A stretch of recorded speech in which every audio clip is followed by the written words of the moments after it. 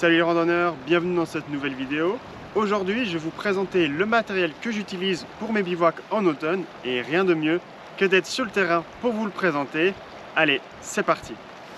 Alors, on commence cette présentation avec mon sac à dos. Donc ici, c'est un sac à dos de la marque suisse Exped et c'est le modèle Lightning en version 50 litres. Et à mon avis, pour du bivouac d'automne, 50 litres, c'est assez. En général, il n'est pas trop rempli, sauf quand je mets vraiment ma doudoune plus ma hardshell à l'intérieur. Là, il commence un peu à prendre du volume, mais sinon, j'ai encore relativement de la place. Après, ça va dépendre aussi du matériel que vous avez, notamment le sac de couchage et le matelas de sol qui peuvent prendre pas mal de place. Sinon, j'ai rajouté dessus des petites sangles sur le dessous, comme ça je peux fixer ma tente en dessous, ça prend pas de place à l'intérieur et vu qu'elle est sous le sac, ça garde aussi un centre de gravité relativement bas. Ok, maintenant on va passer un petit peu vers la tente pour voir celle que j'utilise pour l'automne. Alors pour ce qui est de la tente, je peux utiliser plusieurs tentes, mais ce que j'aime bien c'est celle-ci, c'est la Nemo Kunai 2 places. Donc comme vous pouvez le voir, elle a qu'une seule entrée, mais ce qui lui donne vraiment un bon profil aérodynamique. Et elle a la chance d'avoir des arceaux qui la traversent dans toute la largeur, ce qui fait qu'elle sera très résistante au vent et aussi à la neige, s'il pourrait déjà en avoir un petit peu en automne.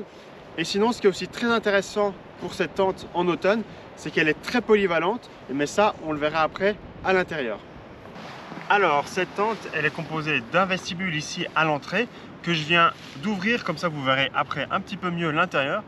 Donc le vestibule, il permet de ranger les deux sacs à dos sur le côté, de pouvoir mettre quelques affaires devant et ensuite de passer.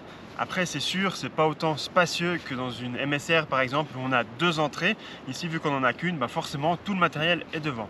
Maintenant, vous pouvez venir voir l'intérieur et vous pouvez voir que l'intérieur est quand même relativement spacieux. Là, j'ai vraiment beaucoup de place au niveau de la tête et puis on a vraiment pas mal de rangements. Je vais pas vous le montrer là, mais on en a en haut, on en a ici sur les côtés, on en a encore en bas. Et je vous disais avant que cette tente était très polyvalente et c'est notamment grâce à ça.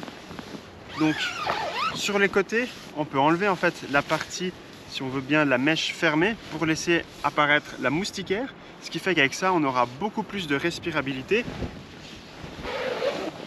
On peut faire la même chose derrière et pareil ici, on a une grande porte qu'on peut également mettre soit en tissu complet ou alors en moustiquaire. Ce qui fait qu'avec ça, si on a beaucoup de vent, beaucoup de froid, on pourra tout fermer et on sera comme dans une tente 4 saisons. Et par contre, si on a une belle journée d'automne, on pourra l'ouvrir et puis profiter d'avoir plus de ventilation. Et aussi, c'est pratique pour lutter contre la condensation. Passons maintenant à la partie couchage. Donc, j'utilise mon sac de couchage Nemo Reef 15. Donc 15, c'est pour les Fahrenheit. Donc sa température confort en Celsius, c'est moins 2 degrés. Donc pour l'automne, c'est relativement idéal. Après, on passera plutôt sur quelque chose d'hiver. Et ce que j'aime beaucoup dans ce sac de couchage, c'est qu'il a plein de caractéristiques qui le rendent vraiment parfait pour l'automne. Donc déjà, bon, sa température confort, moins 2 degrés, c'est assez adapté. Ensuite de ça, il est comme la tente, assez polyvalent. Et je pense que c'est ce qui est important pour l'automne, parce qu'il permet de réguler sa température. Donc sur le dessus, comme vous pouvez le voir ici, on a deux ouvertures. Donc ça va nous permettre de pouvoir réguler la température. Donc par exemple, si on a une belle journée d'automne ou une nuit un petit peu chaude, on peut très bien ouvrir. Comme ça, on aura plus de perte de chaleur. Et ça, c'est plutôt agréable parce que c'est vrai que s'il va faire 5 degrés, 8 degrés la nuit et puis qu'on est dans un moins 2 confort, on risque d'avoir un petit peu chaud. Donc on peut ouvrir un petit peu ces ouvertures et ça nous permettra de bien nous ventiler. On a aussi un système polyvalent au niveau du cou. Donc ici, on a cette petite languette qui est normalement à l'intérieur, autour de notre cou. Et c'est ça qui va empêcher la chaleur du sac de couchage de ressortir par notre tête. Et si on a trop chaud, pareil, on peut la ressortir. Et comme ça, on aura une meilleure aération. Et ça permet de mieux réguler sa température. Donc pour ça, c'est vraiment très intéressant. Il permet d'être polyvalent au niveau des températures. Et sinon, un autre point positif, c'est qu'en automne, on a souvent un petit peu de condensation, parce que c'est là que les journées sont humides, etc. Du coup, sur le dessus, ils ont mis un revêtement qui est étanche, donc il va vous protéger, parce que c'est vrai que ça arrive souvent quand même qu'on a soit la tête qui va toucher le haut de la tente, là où il pourra avoir de la condensation. Et ils ont également fait la même chose au pied, comme on peut le voir ici, la différence entre le tissu normal et le tissu imperméable. Et ça, c'est vraiment pratique parce que ça veut dire qu'on n'a plus peur d'avoir les pieds ou la tête mouillés pendant qu'on dort. Si ce genre de vidéo vous plaît, n'hésitez pas à vous abonner à la chaîne car j'en fais régulièrement. Et si vous avez des questions aussi par rapport au matériel pendant la vidéo, je vous laisse mettre un petit commentaire et j'y répondrai. Pour mon matelas de sol, j'utilise un Sea2Summit Heather Light XT Insulated. Donc ça fait partie de la gamme Sea2Summit Heather Light. Donc ils ont une version pour l'été, une version pour l'automne et une version pour l'hiver. Alors, cette version d'automne, on peut la reconnaître parce qu'elle est écrite en orange. Et puis elle a une air value, je crois, autour des 3,4. Donc c'est parfait pour l'automne. L'automne, on compte entre 3 et 4. C'est plus ou moins idéal. Il fait environ 10 cm d'épais. Donc c'est vraiment typé confort. Moi, je l'ai pris en version large et longue. Donc c'est un peu plus lourd. Je me souviens plus exactement, mais je crois qu'il fait autour des 600 grammes. Mais par contre, c'est vraiment le matelas de sol le plus confortable que j'ai eu.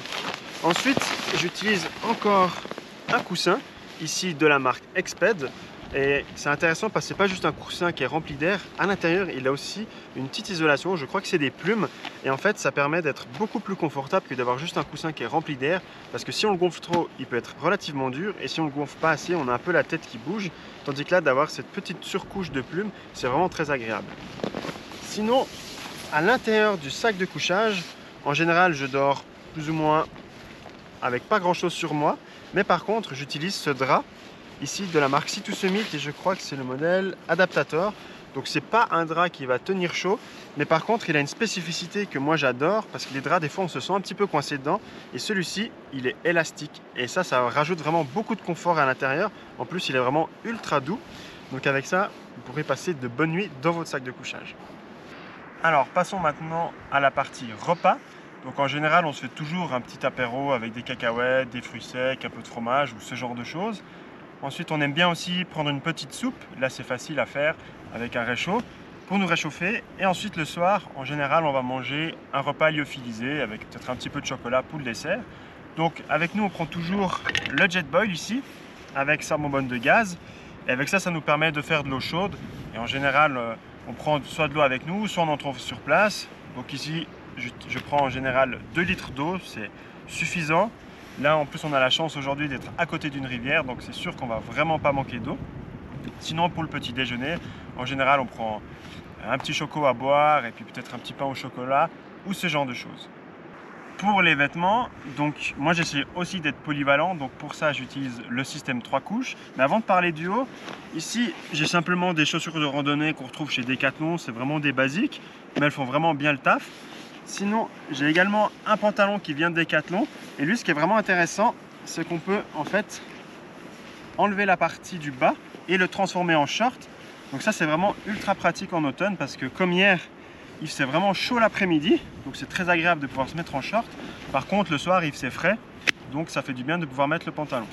Ensuite, passons au haut avec le système 3 couches. Donc j'ai toujours un t-shirt dessous. Après, comme deuxième couche, ici j'utilise une petite doudoune de chez Forclaz. Et puis après, pour ma hardshell, j'utilise la hardshell de chez Simon qui va elle me protéger du vent et des intempéries. Sinon, normalement, j'ai avec moi quelque part dans mon sac toujours un petit tour de cou. Ça, c'est très pratique parce qu'on peut l'utiliser soit comme tour de cou, comme cagoule, ou alors moi j'utilise souvent comme bonnet léger. Mais bon, si j'ai vraiment besoin d'un bonnet, je peux également mettre ma capuche. Et puis j'ai aussi toujours avec moi une petite paire de gants toute légère qui est dans mon sac parce qu'en automne il fait souvent froid, surtout quand il y a un petit peu de vent qui se lève, on est content d'avoir les mains au chaud. Pour ce qui est des accessoires, donc je prends toujours avec moi une petite lampe frontale, vous comprendrez pourquoi. J'ai également une petite trousse de secours et de réparation. Et puis j'arrive aussi souvent avec une petite tablette pour lire mes livres. Et sinon, vu que je fais pas mal de photographies, de vidéos, donc là aussi j'ai pas mal de matériel en plus. Donc j'ai par exemple un appareil photo avec plusieurs objectifs. J'ai aussi souvent mon petit drone, un trépied et puis encore quelques accessoires. Donc ça va dépendre. Donc voilà, je crois qu'on a plus ou moins fait le tour de mon équipement de bivouac pour l'automne. J'espère que cette vidéo vous aura plu. Et si vous avez des questions, n'hésitez pas à les poser en commentaire. Je me ferai un plaisir d'y répondre. Et je vous dis à bientôt. Ciao.